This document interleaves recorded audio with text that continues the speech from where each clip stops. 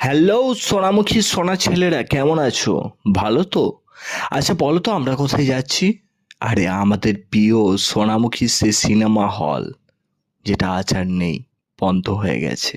অনেক কষ্ট হয়, অনেক ব্যথা হয়, কারণ অনেক স্মৃতি জড়িয়ে আছে এই সিনেমা হলের সাথে। এটা আমার বউকে নিয়ে ফার্স্ট টাইম গেলাম সিনেমা হল দেখাতে, কিন্তু সিনেমা হল বন্ধ। এই হলো আমাদের cinema hall, Sonamukhi cinema hall.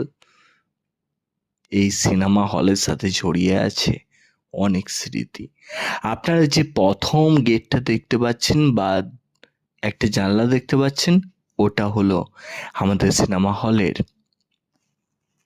Ticket counter. এখন আর কিচ্ছু নেই, চারিদিকে গাছ আর গাছ। একটি গাছ, একটি প্রাণ। এখানে অনেকগুলি গাছ জন্মেছে, যেগুলো অনেকগুলি প্রাণকে বাঁচায়, কিন্তু আমাদের স্মৃতি, আমাদের ভালোবাসা জড়িয়ে থাকা এই সোনামুখী সিনেমা হল আজ আর নেই। আপনারা দেখতে পাচ্ছেন এই দুটি গেটে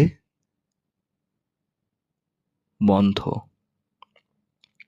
এটা আমি এসএসপি, তোমাদের এসএসপি, যাকে তোমরা মানে সোনামুখী শহর বলতো কিং, সেই মানুষটা আজ আর থাকে না সোনামুখীতে। তবে সোনামুখীর সাথে জড়িয়ে আছে তার হাজার কাহিনী, প্রতিটা স্মৃতি জড়িয়ে আছে তারাই, যারা আজ আমাকে এই জায়গায় নিয়ে এসছে। ভাইরা, এই দাদারা আজ আসে বলেই এখনো পর্যন্ত এটা পুরোপুরিভাবে ডাস্টবিন ভাবে পরিণত হয়নি।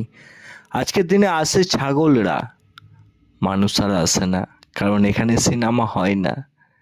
এই সিনেমা হল থেকে বেরিয়ে এসছে কিছু গাছ।